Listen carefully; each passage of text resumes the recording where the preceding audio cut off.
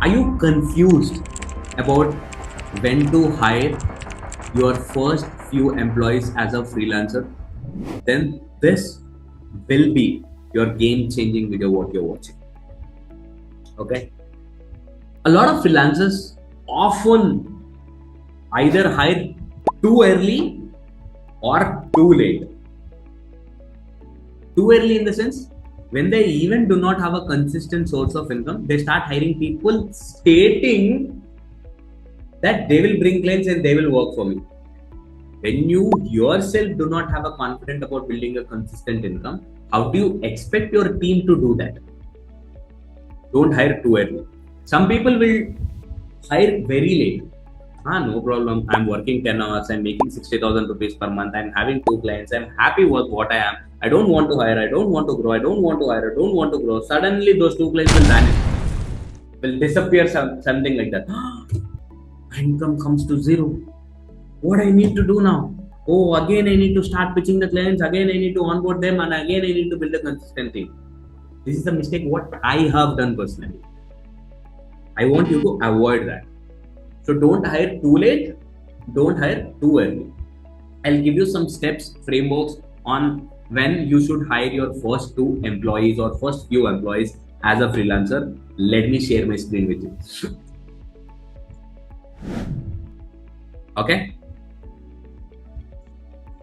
Signs you are ready to hire. Okay. You are making a consistent and predictable income. And you are 100% sure that client is not going to leave you anywhere near down the line to 6 months. That is your first sign. Second, your time is limited. You're already working 5 hours to a client and 5 hours to a next client. That means you're already packed, that you do not have any more time to cater for a new client. These two are the biggest things that you should consider. You need to start hiring. Okay. Next, whom to hire first? Editors, sales, DM, etc. Comment down if you are a freelancer. If you want to hire your first work, whom will you hire? Okay. I will tell you whom to hire also. Imagine in the early stages of your career as a freelancer, I highly recommend this. First, where is your time going on? Max time. 70%, 80%, 90%. Let us imagine you're working as a digital marketer for two clients. More than 70, 80% of your time goes there. Your first hire should be DM, digital marketer. DM is not direct message. DM means digital marketer. And second, if you are spending more than 60, 70% in sales, calling to the clients and onboarding them, then you should get your first salesperson. That's how you should decide whom to hire. You're getting my point? It is not like, I need more money. I'll hire salesperson. You're already working 10 hours with a client, bro. If you hire a salesperson, if he is getting one more client, how do you handle? How do you work? Then the efficiency, value, the quality will be decreased and all three clients will be losing. That's the biggest mistake what you're doing. You have to hire for a time where you are most investing on. You're getting my point? Let's come to the next one. Delegate without losing control. I often feel people, especially freelancers, this is the mistake they do. They work with a client for the 3 months. They build a great relationship, great rapport with the client. Okay. And when they onboard a new team member, they'll tell that, hey, this is my client, handle them. Where is the training? How the SOPs are created? What exactly the new team member needs to do? Have you built a relationship? Have you introduced him or her to the client? Did you tell the client that he's going to take care or she's going to take care? Did you create complete structure, training and processes? It's not like you hide, I'm paying you 30,000-40,000 rupees, go and do your work. Why they'll do the work? When you do not have a clear roadmap or KPIs or KRS, I lost almost 50-60 lakhs in hiring the wrong team members. Do you know that? Because they do not have a systems and processes and trainings in place. I want you to avoid this at any cost. But if you still want to burn like me, experiment it. And next, simple SOPs for delegations. Create simple standard operating procedure. Very simple, very standard operating procedure. If you want to, if let us imagine you hired me to take care of X, Y, Z client. Create a simple standard operating procedure. Bro, Viru, this is your 8 hours of work. First 2 hours, work with the client on this particular segment and send the report. Next 2 hours, work on this and send report. Next 2 hours, work on this. Next 2 hours, work on this.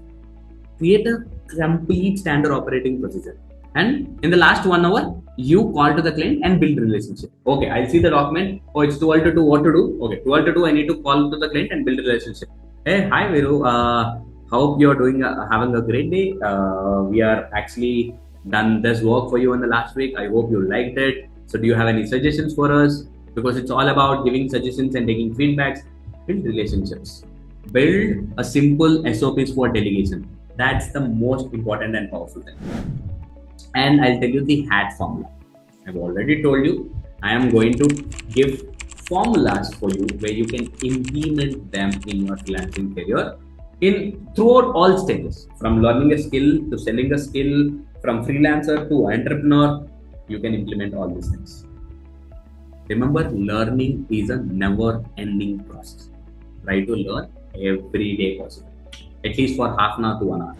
Okay. H stands for hit a capacity wall, 70% book and can't scale. I've already explained this, right? If you already hit a 70% wall, already you booked, you do not have a time to serve new client. That's the time. It is the time that you need to hire your first employee or first few employees.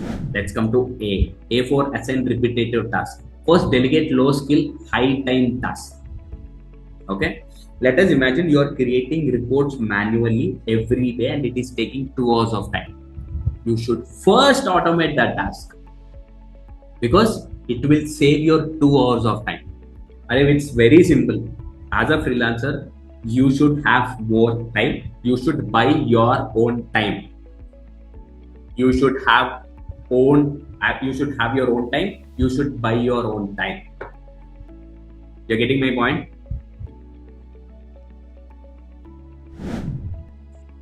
And test with trial projects. Always test before hiring a long term. Viru, what does this mean? Repetitive tasks, creating reports. Don't hire a full-time person for that. Okay, Viru said now I'm 70% booked. I have no time. I am having more than 3 hours in creating a report. I'll hire a full-time person. Ultimately, you're wasting a lot of money. Look for freelancers who can do this work. Look for interns who can do this work. You're getting my point? That's where you really understand who is your full-time employee, who is your part-time employee.